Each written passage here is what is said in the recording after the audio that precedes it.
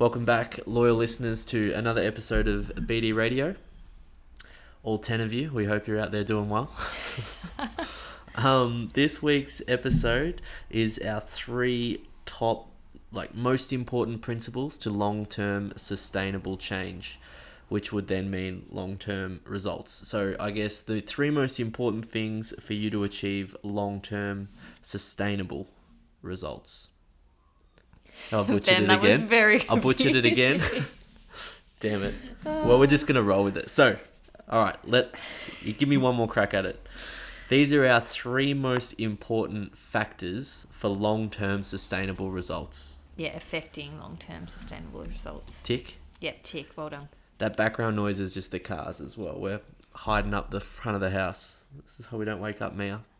We won't hear her anyway, so she's probably howling back there. But tip number 1. Dan, you wanted to roll with this one? Well, it's not tips as we were just discussing, Ben. Principles, factors. So factor number 1 would be... Pillar number 1. I like it. Would be your environment. So Ben and I were just having a chat and we were saying that we feel like this one could be broken down into 3 separate environments for most people. So the first one being your training environment, which we'll then go into. Second being your home environment, and the third one being your work environment. So the 3 areas where we spend a lot of time. All of our time. Yeah. All right. So Ben, let's start with the first environment, which we've identified as the training environment. Yeah. So probably the one we'll get into most today, but simply put, the place you train has to kind of align with how you function and what you want to achieve as a client. So just an extreme example would be if I'm a 70-year-old grandma, I'm probably not going to ask the local bodybuilder to train me, just as a general rule. Not that he couldn't do a good job, but you want to kind of really align with your trainer. Exactly. So we're talking about your values and your goals. So what's important to you and what you're trying to achieve. Yeah. So what's important to you fundamentally has to be also important to your trainer. Otherwise, you're just not probably going to click as well as you could. Yeah, absolutely. Beyond that, it's actually the space. Do you enjoy going to the gym to train? Because you're going to spend a lot of time there, it can't be a place that you just absolutely dread driving to every time. Yeah. If it's a real mission to get yourself to the gym, not that it's always going to be a little bit hard at the start. It's just going to be a little bit outside your comfort zone. We're talking if a couple of months has passed and you're still absolutely hating it, then just maybe it isn't for you. Yeah. Yeah, have a look elsewhere. Yeah, and that's okay too. Although we as a gym, we try and be really inclusive to everyone, there have certainly been people in the past who we just haven't clicked with. Yeah. And that's all right. You can't please everyone. Exactly, and that's life. You're not friends with everybody. Yeah. So you need to find somewhere where you feel comfortable and are happy and willing to go. Your training environment should be positive most of the time. Yes. Or every time you drive away, it should have been a positive experience. It doesn't always have to be positive while you're doing it. You don't have to love your program all the time. Yep. But as soon as you get in your car and you're driving home or walking home, you should always appreciate what you've done. Yes. Just a quick note. So all of these pillars that we're going to talk about today, they're less about the methods of how to achieve results, and they're all about ways to get you to be more consistent. So to increase your adherence to the program, which will then allow you to do it long term to then see the results. Yeah, be able to continue to train. It's not crash bash 12 weeks, 20 kgs loss. That's not what we're talking about here. We're talking about ways where you can make health and fitness a long-term part of your lifestyle. So environment number 1, most important, have to click with your trainer, have to align with the program's goals and your own goals. Factor number 2 is taking it slow. He skipped ahead, guys. So skipped we'll ahead. talk about the other environments as well. So our second environment that we mentioned was our home environment. So this often comes up in our progress appointments. You control, well, generally speaking, most of our clients, they are the ones in control of what happens in their household. Okay? Not always, like some people house share and, there are some other factors there. Maybe a few of our husbands beg the differ, but they still have some element of control into what happens at home. So in terms of the routine that happens at home, the food available at home, that kind of thing. So we often chat to people about not having things available to them in the house that they know, like what's the word? Derail them. Yeah. So for example, if I know that a pack of Tim Tams in the fridge Will be on your mind all will be day. on my mind all day, and every time I go to the fridge, I want a Tim Tam. Or when you're sitting on the couch, you're just thinking about the Tim Tams. Yeah, then I won't keep the Tim Tams in my house. Put them in the bin. But there's no need, and that's not to say that you should never eat a Tim Tam. That's to say if you really want a Tim Tam and you were having some visitors over, then you would go to the shops and you would buy that packet of Tim Tams. We're talking about having stuff readily available in your house. Or not readily available in your house. Yeah, exactly. So it's a little bit of like self-sabotage in a way. I think people do it like I know it's there, and if I'm upset or if I'm, Had a bad day had at a work. bad day, or it's easy to reach. even if I'm really happy. Yeah, we've often had people as well, when they're really happy, they would reach for a tub of ice cream or a packet of biscuits. So it's about controlling that environment, like just being accountable. It's your environment and you control what's in it. What you're also saying is like clients who struggle are clients who are in environments where they have to rely on their self-discipline a lot. Yeah. So like it's a constant inner struggle of will I, won't I, will I, won't I. Yeah. I did, and Yeah. now I'm annoyed at myself. Yeah. Whereas just take it completely out of your hands. Yeah, and remove just the not obstacle, have it. guys. Just don't have it there. Yeah. So that's one thing. So the food being a factor. Also, make sure that you have a chat to the people within your household about what you're trying to do. It makes it so much easier if they know what you're trying to do. So, for example, if I'm trying to lose 5 kilos and Ben doesn't know that, and every Friday night we have ice cream after dinner, if that's something I'm wanting to change, but I don't want to upset him. I don't want to hurt his feelings. Because that's something we do together. Are you losing the 5 kgs or you want me to lose the 5 kgs? Because that's something we do together. Like this comes up quite often as well. You'd be surprised. If he knew that I wanted to lose 5 kilos, he doesn't want to sit there and eat ice cream with me. I wouldn't have it. It'd be like a team effort. Yeah. Or we'd swap from the Ben and Jerry's to like a lower calorie option. Just a more, I guess, a more optimized option than the most glutton one there is out there, really. Yeah, I just think the more the people know about you, and this isn't saying that you need to tell everyone what you're trying to achieve, and No, you don't have to post it on Facebook. Yeah, but if you do tell the people that are close to you and the people that you spend a lot of time with, so the people in these environments we're talking about, it will help you a lot. Yeah, definitely. I think people don't want to they don't want to be an added stress. Like there's already a lot on, in our lives. We're pretty busy all the time. So I guess to then, I don't want to eat that anymore. It's like you don't want to be seen as a bit of a burden. Yeah. But I think in actual fact, a lot of people are almost waiting for someone to, I guess, be brave enough to take the leap. And this comes up a lot in our last environment, the workplace, where it's like, oh yeah, me too, I'll do it with you. Yeah. Or, oh yeah, that's a great idea. I'll jump on board. And we often talk about that a lot, is like recruiting your partner. Yeah. Yeah, I don't know too many people who are like, oh yeah, I'm good, I don't need to be any healthier. Like, Yeah. I think you'll find that a lot of people would be like, oh yeah, I'll go for a walk after dinner or a this and a that. And I was about to say, even for us, that's something that we've started doing a lot more. Like, we'll be like, we'll notice, oh, you haven't gone for a walk today. Like, walk you know, around the shops. you take me into the shops, and you know, I'll do the school run. Like, really supporting one another. Like, even though it's something so small, like it's really important to us that we are quite active every day because it makes us feel better. Oh, we notice the difference for sure. Yeah.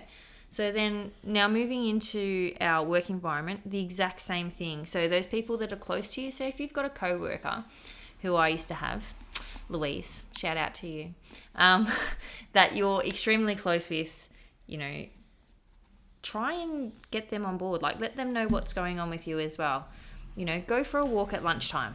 That's awesome. Most people, you know, like, oh, it's so hard to get away from the desk. Well, if you actually plan to do something in that time, Yeah, it's small with stuff. someone else, yeah, And this will tie in with pillar number 2, but it's like accrue your time over the morning. So if you catch the train to work, maybe you jump off the 2 stations early, walk 20-minute walk at lunchtime. Like, often a lot of people think that it's giant sweeping changes that need to happen, but in actual fact, it's just breaking down your day and just improving by 5% across your nutrition, movement, training, and that's where you get the big results. Yeah.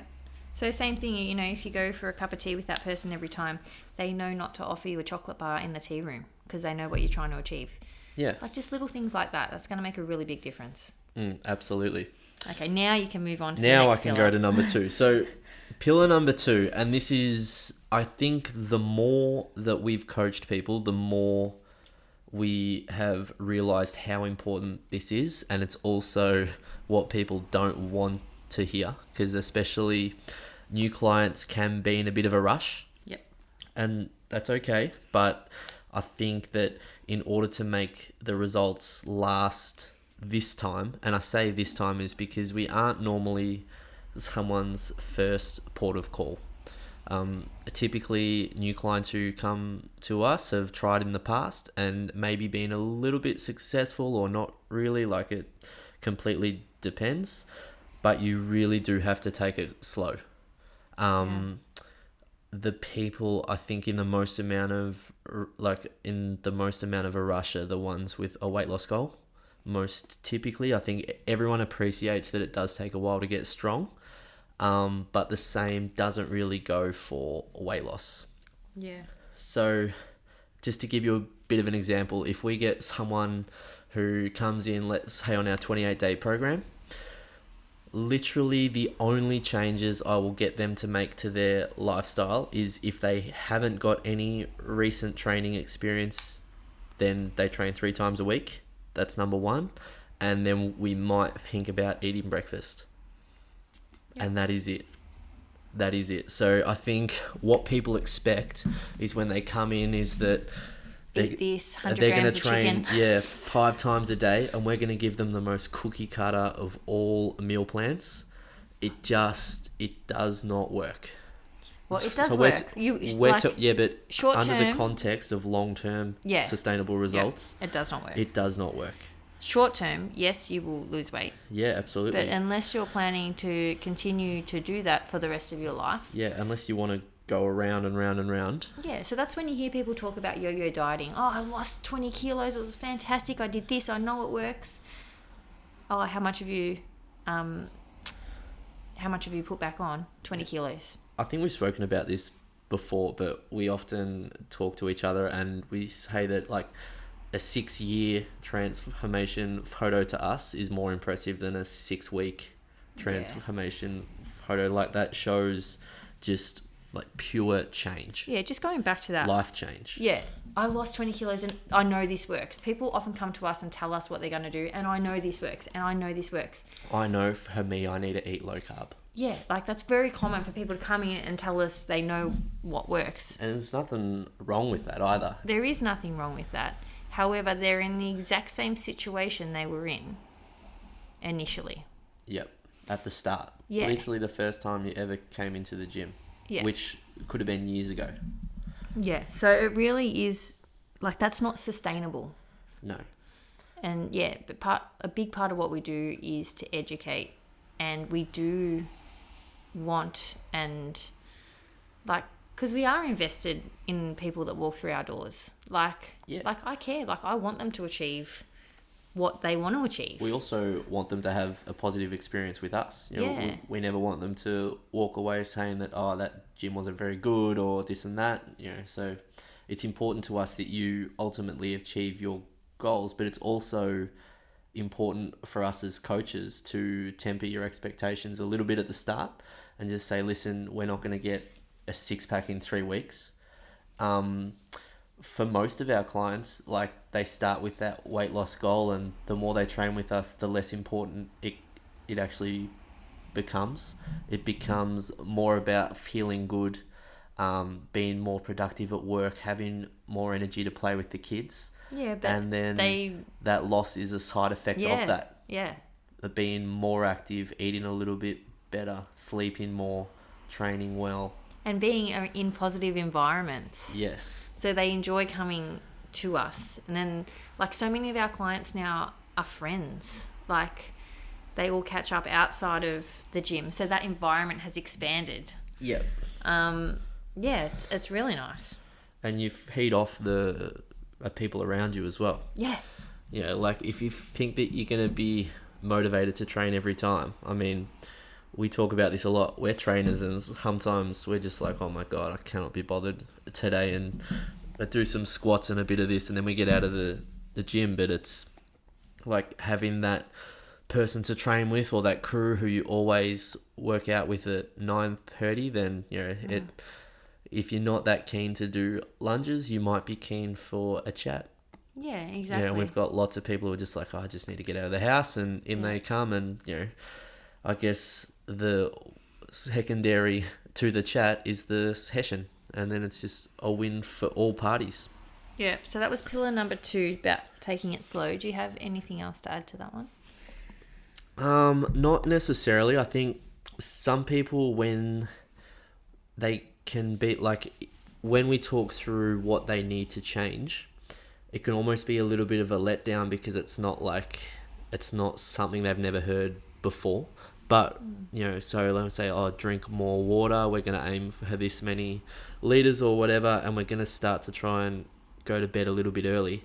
It's almost like it, I guess, because it's so simple, it can lose a bit of the gloss of like, oh, this time might be a little bit different. The magic pill, yeah. Or the like whiz bang smoothie recipe with this and that, you know, that's how Jennifer Lopez loses 10 kgs in 2 weeks. You know, like it's often not about that. Like our role as coaches, we find it's more about providing accountability and support rather than crazy new meals and macronutrient ratios and calories this and calories that. So I think we just, like, the more we can get our clients to trust in the process, and it's a bit of a balancing act as well of, like, they need to take it slow, but also for the psychology and motivation, it's important that they do see some results relatively quickly. I think rather than... just to know it's working, rather than like, oh God, this is painful. I don't think you have to see it in a way of results. Like, I think you can get that satisfaction from a lot of things that we can't measure. Oh, yeah, absolutely. I'm not just, talking about the scales here. I'm also, how you feel, this and that as well is what I mean by some kind of results. And what you said we were talking about yesterday at brunch, also celebrating the wins. So although it is a slow process, okay, from start to end big result, there are so many wins along the way. Mm-hmm. And you really do need to sit down and reflect and recognize all the things you have done well. The wins are often internal as well. Like, it's what you realize about yourself, and it's like, oh, I never knew I could be that consistent at something. I never knew I was the person to wake up at 5 a.m. every day to go to the gym. I never knew, I went for a run the other day, and I've never done 5 kilometers before. Like, it's small stuff like that. It's not always about a number on a scale. In fact, in my opinion, it's never about the number on the scale, but it's stuff that increases your own self-confidence, your own self-esteem, your belief in yourself that you can accomplish tasks. That's the stuff that I'm talking about, where you can notice improvements. Yeah. Oh, that workout was really hard. I didn't think I'd be able to get through it, but I'm happy I did. Yeah. Next time something like that it comes up, you just power through it. Yeah. Because you know you've got it. Yeah. I had 2 people this morning at a 6 a.m. session In the car park. in the pouring rain. Freezing. When I first met these 2 ladies, fitness was not a big part of their lives. Especially for one of them. It was just, I was standing there this morning going wow, that's incredible. And now it's a non-negotiable. It's a pillar of their lives. It's a pillar, yeah. It's really important. So, yeah, and that's pretty incredible. That made me really happy. They're also the people who our clients say to us, oh, she's a machine, or she's so consistent, or I know, they think she was born like that. Yeah, and then when we tell people so one of them, we thought we were never going to see her again after a trial. Was well, that was it. Off she goes. And when we tell people that, they're shocked. They are. They're like, no way. She loves it. It's yeah, but you don't always love it. Exercise can be so confronting and hard when you're not used to it at the start. It can be absolutely brutal. You're out of breath. You're oh my God, I think I'm going to die. Yeah. Now it's I can't wait to do these burpees and running. In the rain. Having a great time. Yeah. All right, on to our last one, Ben, our final pillar. Our final pillar and this can be a little bit confronting for people, we feel, this one. Yeah, I haven't worded this great on here, so I'm going to try and word it well now. So I think it's it's embracing the identity change that people can often have a bit of trouble with when they start at the gym. So let me just use a really polarizing example, I guess. So if you are known amongst your friends as maybe a bit of a party animal, loose, this and that, loves a beer, loves a wine, out every weekend, life of the party, that sort of activity is not always optimal for seeing fitness results. So, and it doesn't mean that you need to completely cut it out. It doesn't mean you need to stay home every weekend and never drink alcohol. Yeah, that's right. But what it does mean is that the way you view yourself and the way other people view you may change a bit. And I think sometimes that can be a little bit confronting for people, is oh, well, if, so if your family all the time has big cook-ups and this and that, and Nonna makes a pasta forno, and, Love there's pasta. just food all the time, all of a sudden, if you're concerned oh my that goodness, we can use me as an example. This is perfect. Yeah. So hold on, let me finish. Always cutting me off. But if that's something that's important to your family and your lifestyle, people can often feel a little bit conflicted as I'm doing this, but it's not lining up with what I'm trying to achieve.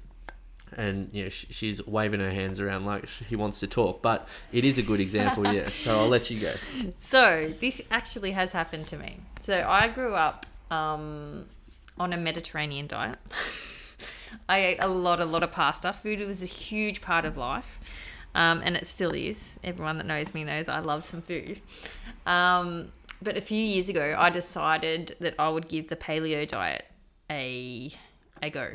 So when you say a go, you did it solid for 2 years. It's not what normally people, but I'm doing it for 21 days. That was a solid go. Yeah. So I, as my environment, I had to tell my mum, and I'm look, I'm not actually going to eat pasta anymore. Yeah. And the look on her face was after she recovered priceless. After a heart attack. Yeah.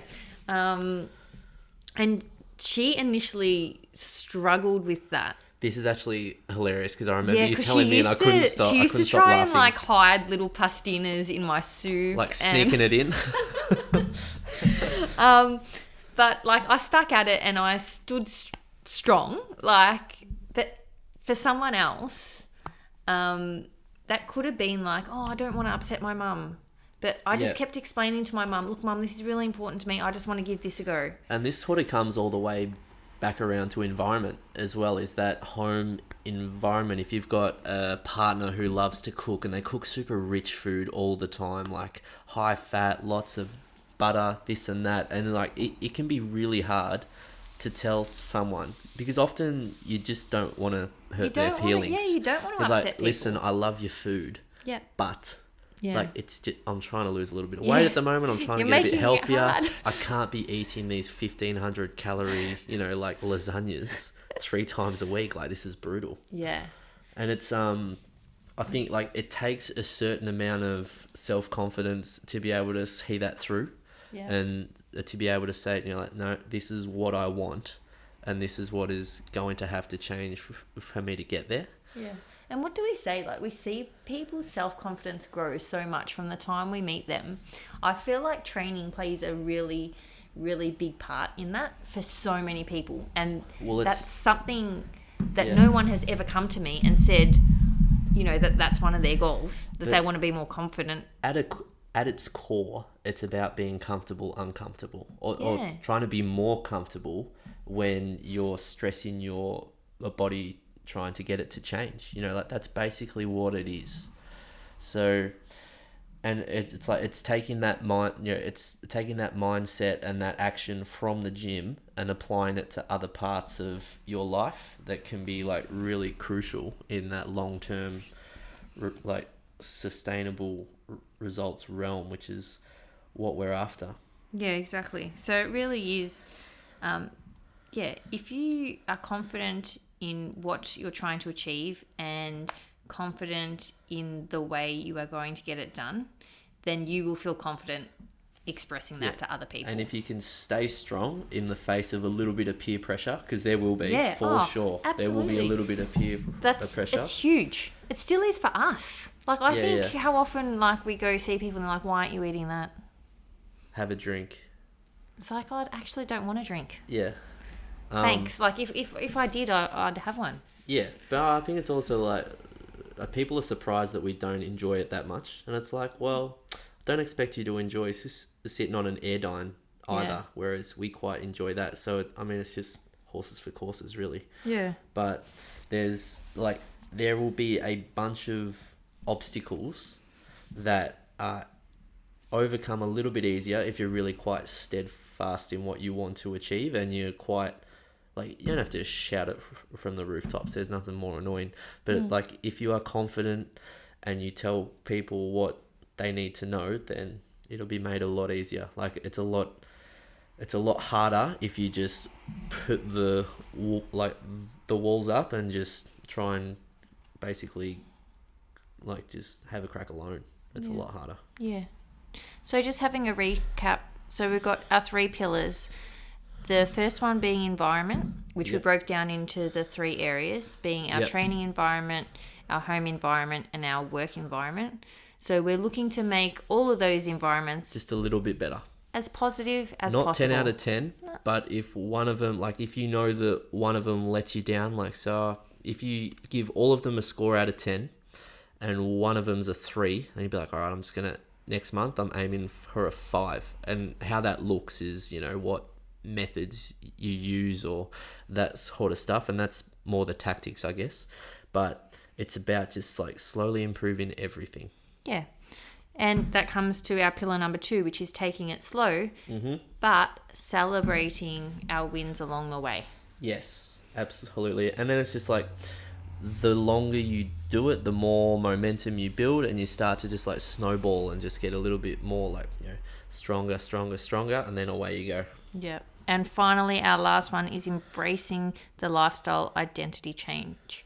And we spoke about confidence being the key for that one. Yeah, and it's how you view yourself. Like, I'm a person who prioritizes health, and that's what I do. Or, you know, I'm a person who loves a good time, and, you know, like, it doesn't have to be sweeping. It just has to be, I guess, calculated and, you know, again, with the And long aligned, game. Yeah. aligned with your end goal. Because the people that don't achieve the end goal is when that doesn't align. So, like, short-term crash dieting aligns short-term. So, but when we're talking sustainable, Yeah. we need to make changes that are going to last forever. Yeah. So much of this is based around your expectations as well. Yeah. Like, if you come to us and you're like, yeah, I know it won't happen overnight, but I'm here for the long haul, like, that is music to our ears. Absolutely. And we're like, yes, this person's going to be We great. like you. And, you know, sometimes after our first 45-minute appointment with a client, like, we know that they are going to do really well just because of what they've said. Yeah. And, you know, it can, and it's not like, you know, other times we're like, oh, this is, you know, this might be tough, but, like, everyone has their own starting point. Everyone has a different set of challenges, and, you know, like, as long as you start, then you can basically overcome anything. Yep. I was about to say, as long as you start, then you're winning. You're in the game. Yeah. Absolutely. What was that quote I saw the other day? The only time you ever Lose is when lose you quit. is when you quit. Yeah. Everything Yeah. else is just a part of the journey. Yeah, exactly. I think I said that on last week's podcast. Oh, did you? Yeah. I'm There you full go. of these I do wicked listen. pearls. I do listen to you sometimes. Oh, well. All right, that's it for today, guys. We'll see you next week. I think we got a special guest on next week. Ooh, We'll confirm. exciting. All right. Bye. Bye.